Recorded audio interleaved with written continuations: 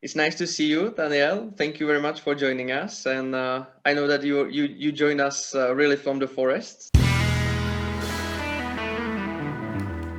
We are talking in this WOC interview about WOC 2021, but I would like to start with a question about your memories on WOC 2008, which was the last one in the Czech Republic. Yeah, of course, I have good memories to that WOC. Yeah, 13 years ago.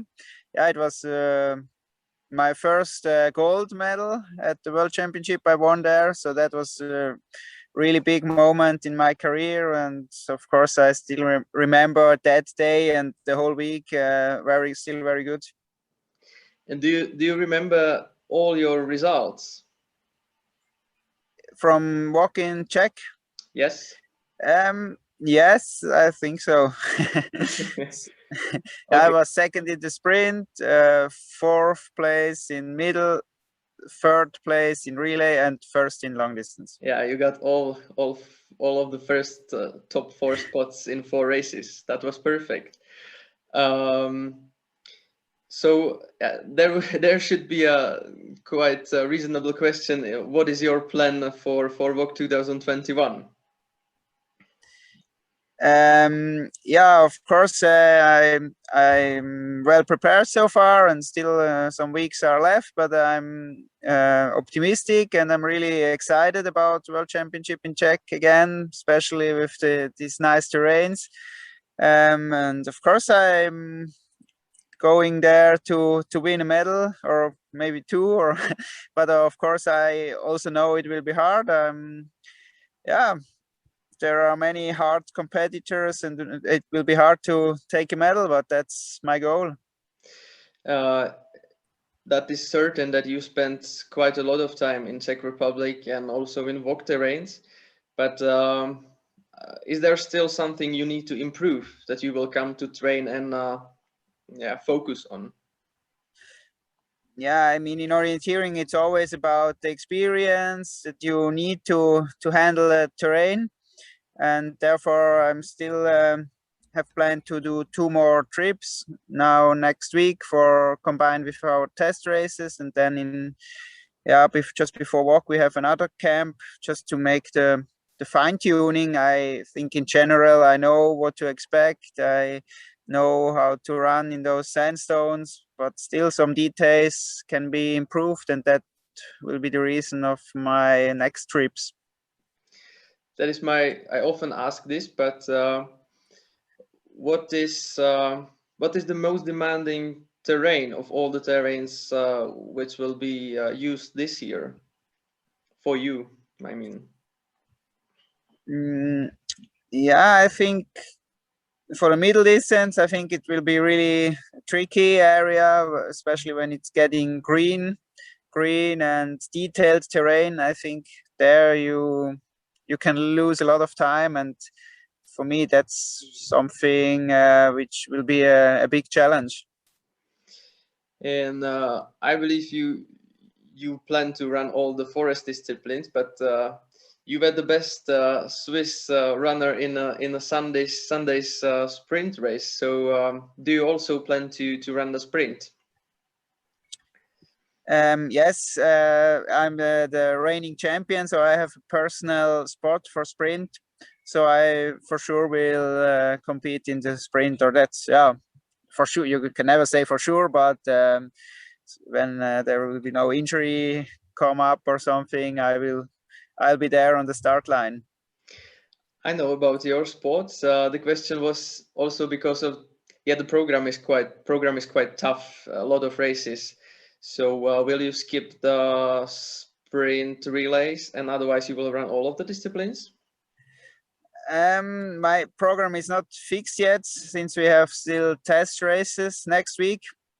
Or let's say, yeah, what is the plan in an ideal situation? Yeah, in the ideal situation, I'd like to do the program I've done in previous WOCs with all the individual races plus the forest relay. Okay. I think everything is a bit too tough for me. I think maybe for somebody else it could make sense, but yeah, I still want to have a proper recovery or as good as possible between the races. And yeah, also with the middle distance quali and final on the same day, it will be a tough program. I mean, if it is tough for you, then it is tough for anybody, and it will be really difficult to run all of the disciplines in those few days. Actually, yeah, I have to ask this, this when I announced that we will have interview with you, we got some question we shall ask, and this one was quite interesting from my point of view. It is a little bit out of topic, but it considers the preparation for WOC. If you deal somehow with the diet or with your food, if you eat anything or if you have if strict diet, what brings the so many medals?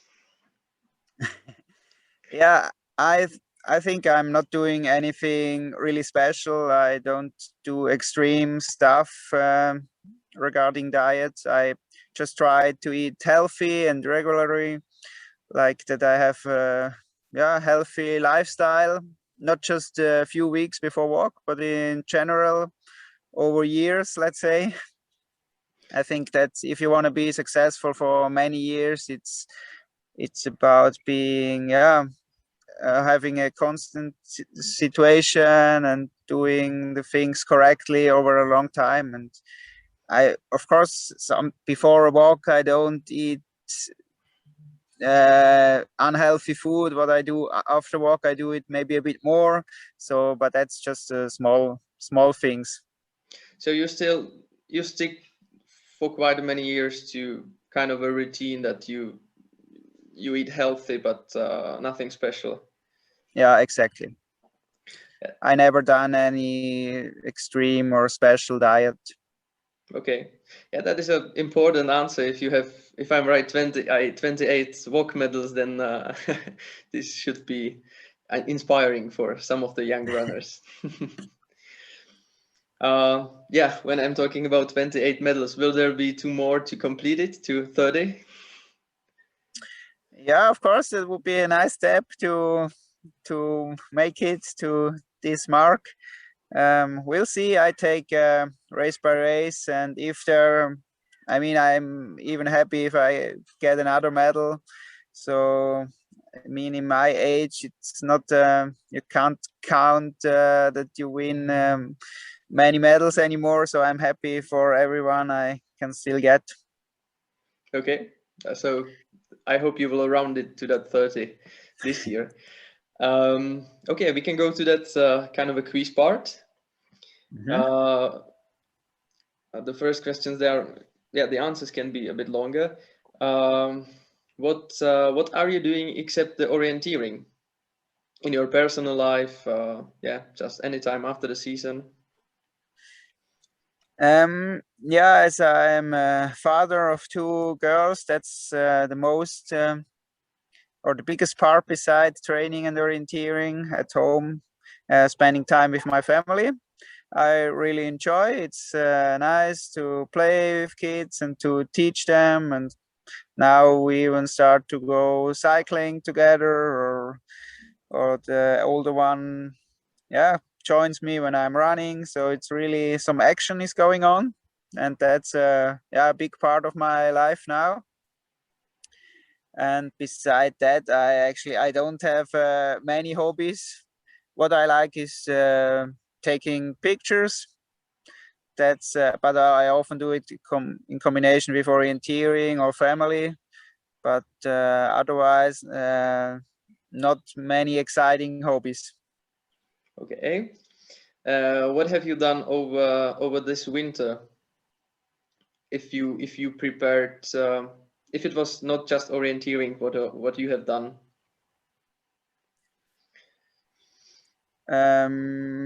This winter, yeah, sometimes I'm fixing little things around our house.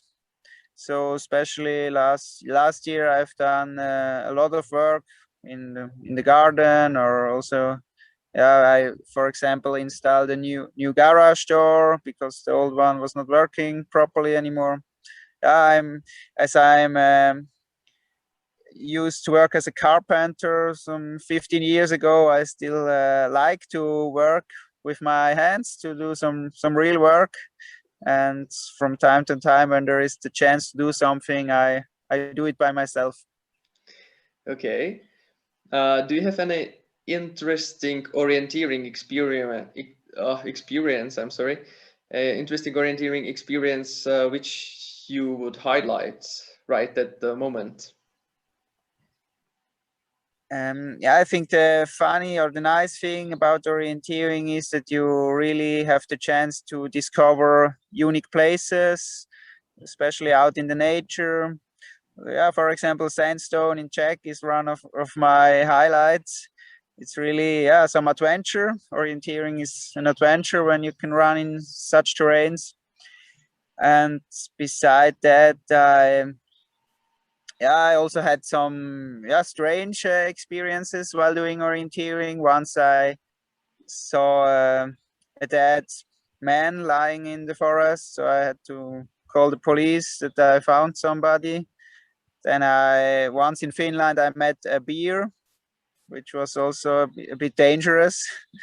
Yeah, and once during WOC relay in France, I met a love couple in action during a world championship race. But I got confused for a few seconds, but then I quickly managed to find the focus on the map again. Yeah, this makes a really interesting sport from orienteering. Yeah, it can't happen in many other sports. Yeah. Most of the experience you described. Okay, if you should highlight one of the WOC races this year you are looking forwards to the most. I think it's the WOC long distance, because long distance is always a great or a tough challenge. And with these sandstone labyrinths and route choices, I expect it will be a really cool experience to be part of that race, and I'm really eager to perform well there.